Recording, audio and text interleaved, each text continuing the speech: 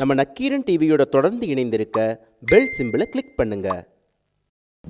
எனக்கு அண்ணனை பொறுத்தளவில் நிறைய எனக்கு சொந்த அனுபவம் தான். எங்கள் அக்கா சொன்னாங்க, ஐயோ உங்களுக்கு 45 நிமிஷம் கொடுக்கணும், எனக்கு நான் 2 மணி நேரம் நம்மளோட விஷயம் இருக்குது. ஏன்னா எங்களுக்குள்ளே இருக்கிற அனுபவங்கள் ஜாஸ்தி. அவர்கிட்ட அவருடைய பேனா, அந்த பேனா வந்து எதில் எழுதினாலும் வரலாறுங்க. அது வந்து நீங்கள் முரசொலியில் எழுதினாலும் சரி, இல்லை நக்கீரில் எழுதினாலும் சரி, எங்கள் விடுதலையில் எழுதினாலும் சரி, இல்லை கோப்பில் எழுதினாலும் சரி, வரலாறுங்க. அத்தனை வரலாறையும் ஒரு ஆள் படைக்க முடியும்னா அது கலைஞரை தவிர யாரும் கிடையாது. ஏன்னா இன்னைக்கு அதில் அவர்கிட்ட ரொம்ப பிடிச்ச விஷயம், எழுதுறதுல எவ்வளவு கவனம் இருப்பாரோ அதே போல் தன்னை பற்றி வரும் எழுத்துக்களிலும் அவர் கவனமாக இருப்பார். அதான் ரொம்ப முக்கியம். அதாவது எழுதுறதுல எவ்வளோ முக்கியங்கிறதுக்கு ஒரு உதாரணம். 94 அப்போ பிரபஞ்சன் உங்களுக்கு எல்லாருக்கும் தெரிய ஒரு எழுத்தாளர். அவர் வந்து கடுமையாக கலைஞரை ஏற்றிட்டுருக்காரு. ஒரு பத்திரிகையில் கூட கலைஞரை அதாவது தமிழின தலைவர்னு இன்னொரு தலைவரை சொல்கிறார். சொல்லி கலைஞர் வர ரொம்ப கடுமையாக திட்டார். திட்டின 2வது வாரம் நான் போகிறேன். போய் அண்ணே ஒரு பேட்டி வேணுண்ணே அப்படின்னா, சொல்லுங்கள். இல்லை பிரபஞ்சன் கேள்வி பிரபஞ்சனை கேள்வி பதில் இப்போ வர சொல்லுவானே, பிரபஞ்சன் கேள்வி கேட்க நீங்கள் பதில் சொல்கிற மாதிரி கடுமையாக போட்டாங்க. வேணாம் அப்படின்னு கொஞ்சம் கடுமையாக கேட்டாங்க. சரிண்ணே கோச்சிக்காங்க, நான் அப்புறம் வரேன்ட்டு வந்துட்டேன். போன உடனே அடுத்த நிமிஷம் ஃபோன் வருது. இல்லை பேட்டி கேட்டிங்களே, ஒன்று பண்ணுங்கள், கேள்வியை கொடுத்துட சொல்லுங்கள், பதில் அனுப்பிடுறேன். எப்படி பாருங்கள், அதாவது தன்னை பற்றி வர எழுத்துக்கள் அது வரணும்னு ஆசைப்படுவார். அது இலக்கிய படைப்பாக அந்த சமயம் எனக்கு கேள்வி பதில் கொடுத்தாரு. அவரை பற்றி செய்தி வருது. நக்கீரனில் தெருக்கூத்துன்னு, அதாவது எப்படின்னா நீங்கள் பல செய்திகள் வருவோம். தெருக்கூத்துங்கிற பதிவில் ஒரு 8 பிட்டை நாங்கள் போட்டிருக்கோம், 8 குறுஞ்செய்திகள். அதில் ஒரு பிட்டில் அதில் நான் சொல்கிறேன், அதாவது அதில் ஒரு பிட்டு வந்துச்சு. அதில் அப்போ 80களில் கோசிமணி அவங்க வீட்டு திருமணத்துக்காக கலைஞர் போகிறாரு. போகிற வழியில் கொடவாசலில் அவருக்கு கருப்பு கொடி காட்டுறதா ஒரு திட்டம் இருக்குது அப்படின்னு சொல்லி நம்ம ஒரு குறுஞ்செய்தியில் நம்ம எழுதியிருக்கோம். கோசிமணி வீட்டு திருமண விழாவிற்கு செல்லும் கலைஞருக்கு குடவாசலில் ஒரு கருப்பு கொடி காட்டுறதுக்கு ஒரு குரூப்பு திட்டமிட்டுருக்காங்கன்னு சொன்ன உடனே ஃபோன் அடுத்த நிமிஷம் அதில் நாங்கள் போட்டிருந்த தேதி திருமண தேதி மாறிடுச்சு. அப்போ ஃபோன் பண்ணி சொல்கிறாங்க, இல்லை நான் திருமணத்துக்கு போகிறேன், அந்த தேதி நான் போகிற தேதி இந்த தேதி, அதில் தான் கல்யாணம் நடக்குது. ஆனால் நீங்கள் போட்ட தேதி வேறு தேதி. இந்த உங்கள் ஆளுங்க கருப்பு கொடி காட்டுறாங்க எப்படி நம்மளை, உங்கள் ஆளு அப்போ ஒரு 2 குரூப்பாக, அதாவது இருந்து பிரிஞ்சு போன ஒரு குரூப் இருந்தது. யார் வைக்கணும் தான். அவங்க உங்கள் ஆளுகிட்ட சொல்லுங்கள், என்கிட்ட சொல்கிறாரு, உங்கள் ஆளுகிட்ட சொல்லி நான் வர்ற தேதியில் கருப்பு கொடி காட்ட சொல்லுங்க. நான் கிதுக்குன்னு இல்லைண்ணே, அது இல்லை ஒன்றும் இல்லை வச்சுறேன் அப்படின்னு வச்சுட்டாங்க. அதுக்கடுத்து இன்னொரு செய்தி, சேலம் மாநாடு சார், பிரம்மாண்டமான ஒரு முகப்பு. அது பார்த்தீங்கன்னா ஒரு கோட்டை வடிவில் ஒரு பெரிய முகப்பு. அந்த முகப்பை ரொம்ப தத்ரூபமாக பண்ணியிருந்தாங்க. அந்த முகப்பு கோட்டை வடிவில் இருக்கிறதுனால அந்த காலத்து கோட்டையை வடிவமைச்சதுனால அது கொஞ்சம் பாசம்லாம் படிஞ்சிருக்குல்ல, கையிருட்டு அந்த மாதிரி ஒரு கருப்பு கலரில் அது மாதிரி வடிவமைச்சிருந்தாங்க. என்னுடைய இப்போ இருக்கிற தம்பி பொறுப்பாசிரியர் லெனின் தான் அந்த மாநாடை 4 பக்கம் கவர் பண்ணுறாரு, பிரம்மாண்டமாக கவர் பண்ணுறாரு. கடைசியில் எழுதும்போது ஒரு இடத்துல இது அங்கங்கே கருப்பு இருந்தது, பாசக்கலர்னு சொல்லாமல் அங்கங்கே கோட்டையில் கருப்பு இருந்தது, அது இப்பொழுது கொள்கையில் சிறு வழுக்கல் இருப்பது போல தெரிந்ததுன்னு முடிச்சுருப்பார். யார்? நம்மால் ஃபோனு. உங்கள் நன்றிக்கு நன்றி. இல்லைண்ணா அது இந்த பாசக்கலர் நன்றிக்கு நன்றி அப்படின்னா, அதாவது 2004 2003 எங்கள் கொடாவில் நாங்கள்லாம் சிறையில் இருக்கும்போது எங்களுக்காக அனைத்து எதிர்க்கட்சியும் கூட்டி ஒரு மிகப்பெரிய போராட்டத்தை பண்ணி நீங்கள் எங்களுடைய விடுதலைக்கு வித்துட்டவர் அவர். அது அதை மறக்க முடியாத ஒரு விஷயம். நான் எங்கள் அண்ணன் சுபை அண்ணனும் நான் எங்களோட சேர்ந்து 42 பேர், அதில் வைக்கவும் சேர்ந்து எங்களை எல்லாம் சேர்த்து வச்சு நீங்கள் எங்களுக்காக போராடினார். அதனால் ஒரே வார்த்தை, உங்கள் நன்றிக்கு நன்றி அப்படின்னார். செருப்பாலாட்டி மாதிரி இருந்துச்சு. கடைசியாக அதாவது முடிவெடுக்கிறத வல்லவருங்கிறத நான் அதுக்கடையில் ஒன்று, இந்த தேவாரன்னு ஒரு தாவார ஒருத்தர் இருப்பார். சார் ரொம்ப கொடுமை பண்ணார் சார், நீ கோச்சுக்காங்க நான் திட்டுறேன்ட்டு. அதாவது எனக்கு கொடுமை பண்ணதுமா இல்லை, கலைஞருக்கு அவ்வளோ விஷயம் பண்ணியிருக்காரு எதிரா.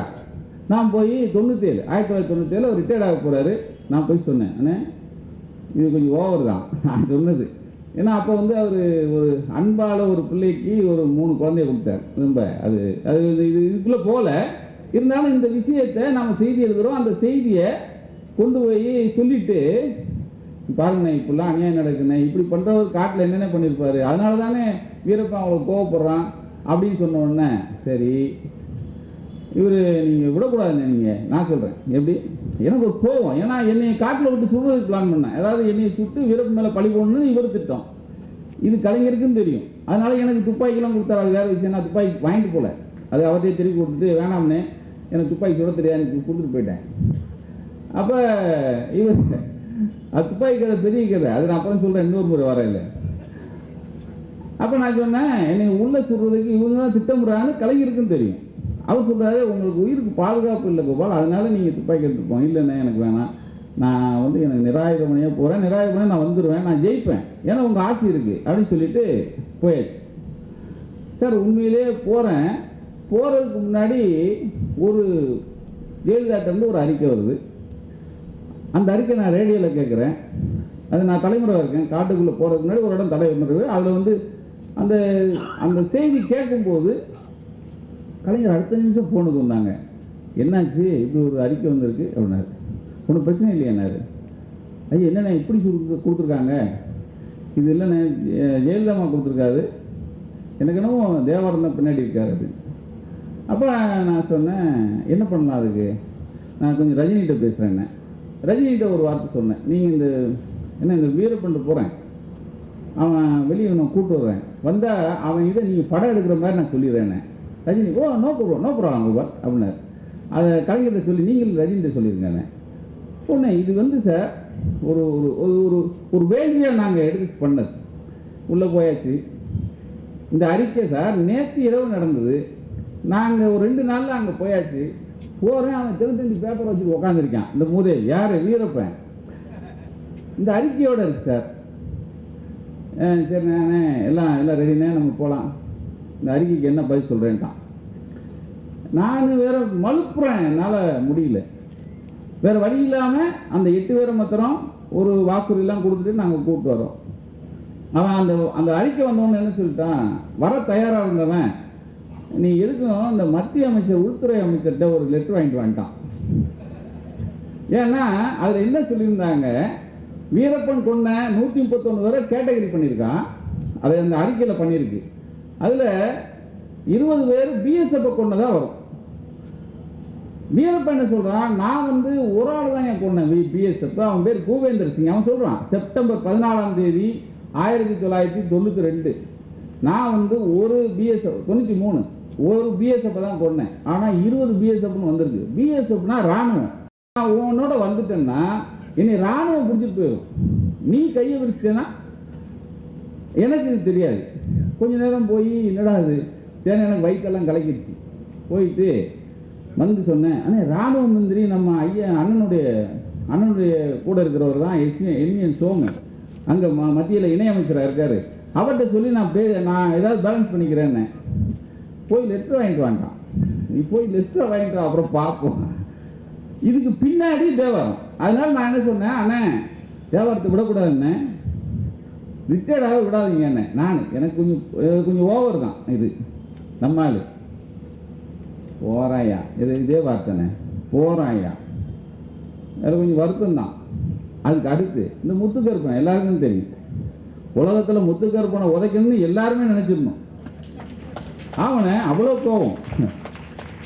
என்னையை அரெஸ்ட் பண்ணதுக்கும் சரி, கலைஞரை அரெஸ்ட் பண்ணுறதுக்கு எல்லாத்துக்கும் வித்தா பின்னாடி இருப்பார். இந்த முத்துக்கருப்பன் வந்து நான் போய் சொன்னானே 2000 அப்போது சிபிசிஐடியில் தலைமையில் இருக்கார். கலைஞர் ஆட்சி, ஜெயலலிதா அவங்களுடைய தோட்டத்தில் ஒரு ஆடிட்டர் அடிக்கிறாங்க, நல்லா தெரியும் உங்களுக்கு. ஆடிட்டர் அடித்த வழக்கை நடத்துனது இவர் தான், எடுத்தது. அதை கொண்டு போய் காமிச்சு வேறு ரேட் பேசிட்டார், அது வேறு விஷயம். ஆனால் முடிஞ்ச பிறகு நான் வரேங்கிறாரு. எங்கள் டிஎம்கேக்கு சேர்த்துக்கிட்டார் சார். இப்படி ஒரு பெருந்தன்மையை வாழ்க்கையில் நான் போய் சொன்னேன், ஏன் எல்லாம் உள்ளே வச்சது அவர் தானே அப்படின்னா போகிறேன்.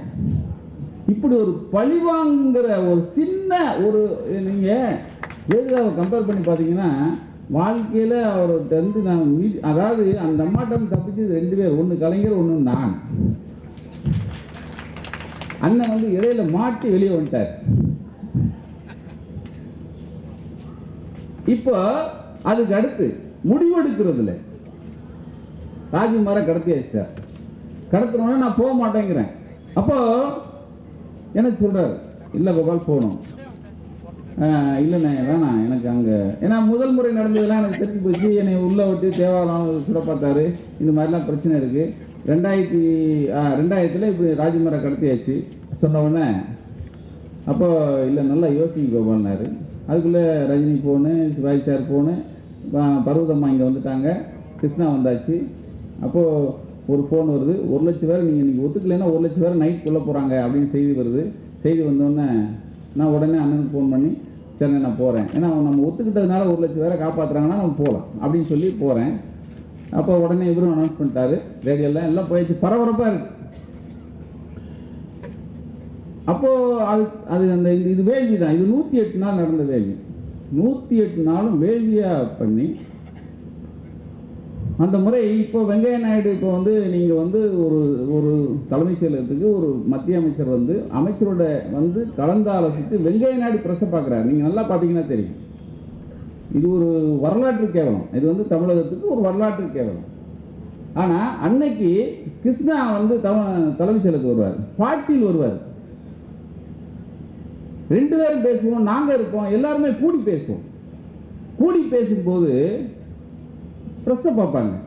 கலைஞர் பேசுவார். அப்போ கிருஷ்ணா சொல்வார், ஐ என்டாஸ்ட் அப்படிம்பார், ஐ என்டாஸ் இட் அப்படிம்பார். அதாவது ஒரு வார்த்தை. இதுதான் வந்து இந்த மரபை வந்து தொலைக்காமல் ஒரு மனிதன் வந்து கடைசி வரைக்கும் நீங்கள் தமிழகத்தை தலைநிமிர வச்சதுக்கு அது ஒரு 2-3 உதாரணம். அப்போ ஒரு கட்டத்தில் ராஜ்குமார் விஷயத்தில் நீண்டுக்கிட்டே போகுது. அவன் கேட்டுக்கிட்டே இருக்கான், ஒவ்வொரு முறையும் ஒவ்வொரு கோரிக்கை வைக்கிறான். ஒரு இடத்துல நானே சோர்ந்தேன். அப்போது ஒரு இடத்துல சொல்கிறாரு, பாலர்பேட்டை வீடு, நான் போகிறேன். பார்த்த உடனே கோபால், நான் என்னுடைய கடைசி காலத்தில் ஒரு தமிழன் கர்நாடகத்தில் செத்துட்டான்னு வந்துட்டா என்னுடைய இந்த பிரச்சனைக்காக நான் என்னுடைய வாழ்க்கையில் ஒரு பெரிய கருப்பு புள்ளியோடு நான் போக வேண்டியிருக்கும். அதை நம்ம யோசிக்கணும். ஒன்று. இன்னொன்று சொன்னார், அதான் இப்போது காவிரியில் பார்த்தீங்கன்னா தண்ணி பிரச்சனை இல்லாமல் வந்துட்டு இருக்கு. இப்போ அதுக்கு பிரச்சனை வந்துடக்கூடாதுங்க அப்படின்னா நீங்கள் யோசிச்சு பாருங்க.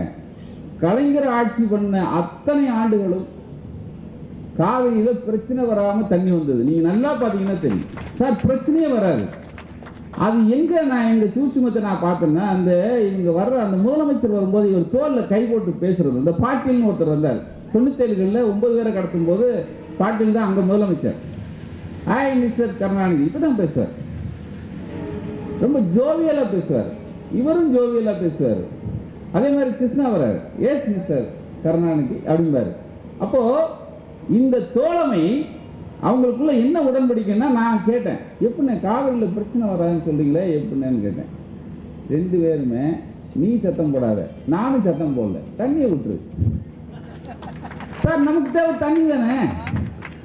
நீ இது இந்த சூட்சுமம் சார். இன்னைக்கு அவரும் கேட்டுட்டு இருப்பாரு. அதாவது இது வந்து எனக்கு சொல்லாதீங்கன்னு சொன்னார். அதாவது இந்த நேரம் சொல்லலைன்னா அப்புறம் எப்போ சொல்றது? இந்த சூட்சுமம் பாருங்க. இப்ப கடந்த 6 ஆண்டுகளா காவிரியில் ஒரு பொட்டு தண்ணி வரல சார். என்னன்னு கேளுங்க. கெஜெட்ல மாத்திட்டோமா, பேப்பரில் வைக்கிறதல்ல. நீங்கள் வந்து ஒரு பேப்பர் நமக்கு எதுக்கு? இன்னைக்கு அவன் ப்ராக்டிக்கலாக ஒரு தண்ணியை இன்னைக்கு வரைக்கும் அவர் ஆண்ட காலங்களில் பூரா காவிரியில் எந்த பிரச்சனையும் இல்லை. இன்னைக்கு வந்து வளமாக வாழ்ந்துட்டு இருந்தோம். ஆக ஒரு முடிவெடுக்கிறதும் சரி, அந்த முடிவுக்கு பின்னாடி நாங்கள் சோர்ந்தாலும் எங்களை சோர்வடையாமல் வச்ச ஒரு பெரிய ஒரு மாபெரும் மனிதராக கலைஞரை நான் வந்து அருகில் இருந்து பார்த்ததுனால சொல்கிறேன். நிச்சயமாக, அதாவது எனக்கு நேரம் கம்மி, ஆனால் அவருக்கு ஆயுசு கூட. மனசார சொல்கிறேன், நக்கீரன் குடும்பம் சார்ந்து இங்கே இருக்கிறவங்க வந்திருக்கிறவங்க எல்லாரும் அடி மனசுலேருந்து சொல்கிறேன் உங்கள் சார்பாகும். அவர் வந்து இன்னும் 100 வயசு இல்லை, மேலே மேலே மேலே வாழணும், நிச்சயமாக வாழ்வார். கடைசியாக எங்கள் மாசு இந்த ஓட்டு கேட்குறதுக்கு எல்லா எம்எல்ஏக்களும் நிறைய சட்டமன்ற உறுப்பினராக வந்திருப்பாங்க. எல்லா எம்எல்ஏக்களும் தேர்தலுக்கு முன்னாடி தேர்தல் நடக்கும்போது எல்லாரும் வீட்டுக்கு போவாங்க. நம்ம ஆள் மட்டும் ஒரு சின்ன சேஞ்ச், தேர்தலில் ஜெயிச்ச பிறகும் எல்லார் வீட்டுக்கும் போய் எல்லாரையும் என்ன குறை வைக்கிறாருக்கிறத நாங்கள் செய்தியாக பண்ணியிருந்தோம்.